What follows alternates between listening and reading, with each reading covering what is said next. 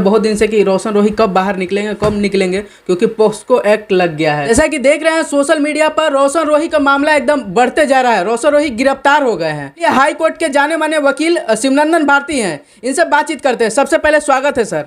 बहुत बहुत शुक्रिया आपका। रोशन रोही को मैटर को किस तरह से देखते हैं? देखिए, रोशन रोही पर जो अभी आरोप लगे हैं वो जघन्य अपराध का आरोप लगाया गया है कि उन्होंने, उनके ऊपर है कि पॉक्सो एक्ट भी लगा है।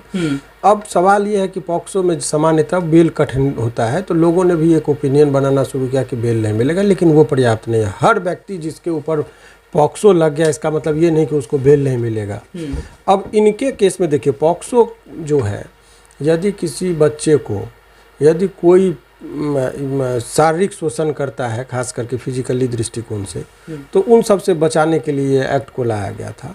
अब ये जो रोशन रोही पर जो आरोप लगाया गया है पॉक्सो के लिए, तो पॉक्सो का सबसे बारीकी चीज़ जब देखेंगे बचाने के लिए, जो डिफेंस में जो जज साहब देखते हैं वो ये देखते हैं कि वो जो पीड़िता है जिसने आरोप लगाया उसकी उम्र क्या है, क्या सचमुच वो माइनर है या नहीं है। तो हम लोगों के यहाँ सबूत के तौर पर दिखाना था। किसी के मौखिक कह देने से कि मैं 13 साल की हूँ तो वो नहीं हो जाता। जैसे मान लीजिए कोई भी महिला, मान लीजिए ममता बनर्जी, वो यदि कह देंगे कि मैं बच्चा हूँ तो बच्चा तो नहीं हो जाएगा। उनका जो उम्र निर्धारित है वो तो बालिग है तो बालिग है। तो इस तरह का उम्र दराज का कोई व्यक्ति यदि कह दे कि मैं कह दूं कि मैं बच्चा हूं तो बच्चा नहीं होगा। तो ठीक उसी तरीके से किसी के मौखिक हाँ सर्टिफिकेट होना चाहिए, उसके आधार पर कितना एज है उसका निर्धारण होता है। इनके केस में कोई सर्टिफिकेट नहीं दिया गया था। इवन कि डॉक्टर ने जांच के दौरान ये पाया कि वो बच्ची जो आरोप लगा रही है वो वयस्क है। वो मैं नहीं कर रहा हूँ, आप चाहे तो अपने कैमरामैन को कह के मैं रिपोर्ट आपको दिखा रहा हूँ। वो मेडिकल का रोशन रोही का पूरा फाइल लेके बैठे हुए हैं सर। कैसे वो जेल मैं जो कह रहा हूँ कि बेल होगा और बहुत जल्दी वो सलाखों के बाहर आएंगे, वो रिपोर्ट के आधार पर मैं कह रहा हूँ। रिपोर्ट देखिए, कोर्ट के आगे जो भी बात आप बोलते हैं उसके सपोर्ट में कोई आपको डॉक्यूमेंट्स दिखाना होगा। यदि आप ये कहना चाह रहे हैं कि मैं 1 मिनट रुकिए मैं निकाल लेता हूँ सब वो थोड़ा सा पेज का, उससे आपको ये पता चल जाएगा कि जिस बच्ची के ऊपर आरोप जो बच्ची लगाई है। 1 मिनट थोड़ा सा ये देखिए, जन्म कहाँ चला गया, हाँ ये देखिए, ये देखिए एज जो निर्धारित किया गया उनके द्वारा 19 से 20, देखिए यहाँ 19-20 ईयर्स माने 19 से 20 वर्ष का उसका एज बताया गया, यानी कि बच्चा नहीं है वो। जब तो जैसे ही आप वयस्क हो गए तो पॉक्सो हट जाएगा, उस पर लागू नहीं होगा और उसको बहुत आसानी से बेल मिलेगा। नंबर 1, रेप किसी भी वो तो पॉक्सो लग गया। रेप किसी भी महिला के साथ हो सकता है, वो किसी भी एज का हो, उस पर भी लागू होता है। तो 376 रेप का है सेक्शन। अब 376 जो है वो उसका इंग्रेडिएंट है कि यदि किसी के साथ ज़बरदस्ती कोई संबंध स्थापित करेगा तो उसके फिजिकल शरीर पर जो कोई ना कोई दाग रहेगा, नुछार रहेगा, चोट का जख्म का निशान रहेगा। तो मेडिकल में इस तरह का वो भी आया कि इनके ऊपर कोई भी इस तरह का जख्म का निशान नहीं पाया गया, ना ही कोई इनके ऊपर जो है सो किसी तरीके का किसी भी व्यक्ति का, यदि आप समझिए सच्चाई की बात है, किसी भी व्यक्ति के साथ यदि कहीं कोई दुष्कर्म होगा तो उस जगह को कभी कोई भूलेगा, उस तिथि और समय को भूलेगा। लोग सपना में भी चहक के उठता है, उसको दिमाग में चलता है कि मेरे साथ दुष्कर्म हुआ। दिन घटना समय सब याद रहता है, क्योंकि वो जीवन का बहुत ही दुखद पल होता है। इनसे जब पूछा गया तो बोली 2022 मार्च में, तिथि याद नहीं है कि कब हमारे साथ क्या हुआ, घटना और तिथि याद नहीं है। यानी कि पूरी तरह याद क्यों नहीं है, क्योंकि इस तरह की बात हम लोग जो कोर्ट में बहस करते हैं कि इस तरह की कोई वारदात हुई नहीं थी। हम लोग कहते हैं माय लॉर्ड इस तरह की वारदात होता तो लोगों को याद रहता है। चौहद्दी घटना का बताइए कहाँ हुआ, तो कब बताइएगा, पूर्व पश्चिम में क्या था, कुछ नहीं, जब घटना होगा स्थल होगा तभी बताइएगा। तो इस सब तमाम तरह के चीज़ पर हम लोग पूछताछ करते हैं, और यदि नहीं बताया तो लगता है कि झूठा आरोप है और इसका संदेह का लाभ अभियुक्त को मिलता है। तो इनके केस में जो डायरी बता रहा है, उस डायरी का मतलब अनुसंधान के दौरान पुलिस ने जो अभी तक पाया है, तो उसमें और डॉक्टर ने जाँच करके जो बताया, तो डॉक्टर ने बताया कि इनका एज जो है 20 साल की है। तो इस तरीके से इनको बहुत जल्दी बेल मिलेगा, और इस ग्राउंड पे अनेकों लोगों को बेल मिला भी है।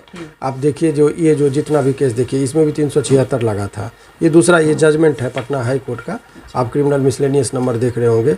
यहाँ पर जो आपको मिलेगा, देखिए हम संयोग से बहस भी किए थे, ये देखिए एडवोकेट का नाम होता है फॉर द पेटिशनर, इन लोगों का बेल कराए थे। 376 का मामला था। प्रीटेक्स ऑफ सोलेमनाइजेशन, शादी का झांसा देने का आरोप था, लेकिन ये झूठा साबित हो गया था और ये व्यक्ति को बेल मिल गया था। फिर दूसरा केस एक और है, इसमें तो ये बहुत ही खतरनाक केस है। इसमें भी वही चीज़ था कि वो लड़की कहे कि हमको वो नशा का सामान खिला के दुष्कर्म किया था, लड़का डॉक्टर था, लेकिन ये शादी करने के दबाव बनाने के लिए केस किया गया था। इसमें भी आप देखिए, यहाँ पर हम चाहेंगे कैमरामैन को दिखाइए, इसमें भी मैंने बहस किया था और ये बेल मिला था। मतलब पोस्को एक्ट लगने के मतलब लग गया है, फिर भी मतलब अनेकों केस में मैंने आपको दिखाया ना जजमेंट। तो ये जो लोगों के बीच में गुमराह करने की बातें चले कि बेल नहीं होगा, हताश निराश, वो नहीं है। आदमी को यदि आप निर्दोष हैं तो समय लगता है, नो डाउट, लेकिन बेल मिलता है और मिला है भी बहुत लोगों को। तो मेरा जो अपना जीवन का सिद्धांत है कि दोषी बचना नहीं चाहिए और निर्दोष फंसना नहीं चाहिए।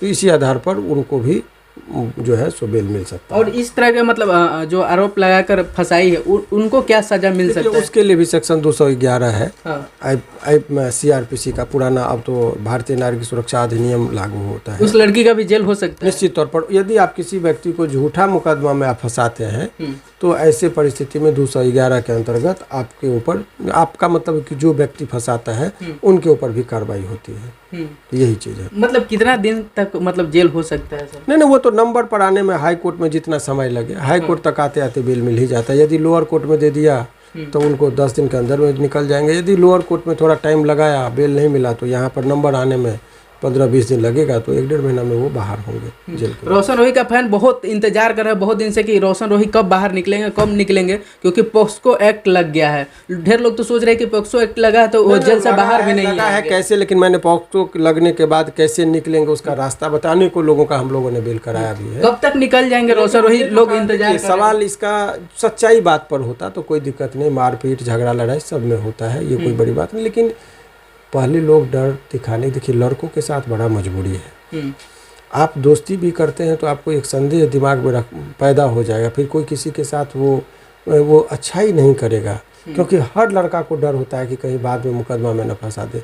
जिस टाइम में आप दोस्ती करते हैं, शारीरिक संबंध स्थापित करते हैं तो मर्जी से करते हैं, बाद में आप अपने निजी स्वार्थों के लिए कि अपने इशारे पर लड़का को नचाना चाहते हैं और लड़का नहीं नाचता है तो पोस्को और रेप का जो आरोप लगाते हैं, ऐसे लोगों के लिए जो है सो फिर न्यायालय में बख्शा नहीं जाएगा। हाँ, कहीं कहीं लड़का भी बदमाशी करता है कि शारीरिक संबंध बना लिए, शादी का झांसा दिया और नहीं किए, तो लड़का गलत है। तो जहाँ लड़का गलत है वहाँ लड़का को सज़ा मिलना चाहिए, जहाँ लड़की गलत है उसको लड़की को सज़ा मिलना चाहिए।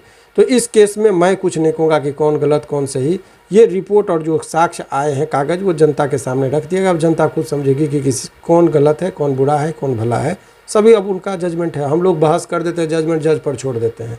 इसमें कौन दोषी कौन अपराधी ये मुझे कहने का कोई अधिकार नहीं है। मैंने अभी सभी के सामने सारे तथ्यों को रखा, बाकी जनता को जो लगता है अपनी राय वो कमेंट बॉक्स में देंगे। इधर में देखिए रोशन रोही का पूरा फाइल लेके सर बैठे हुए थे। जो भी मतलब फाइल में है, जो भी प्रक्रिया है वो चीज़ होगा।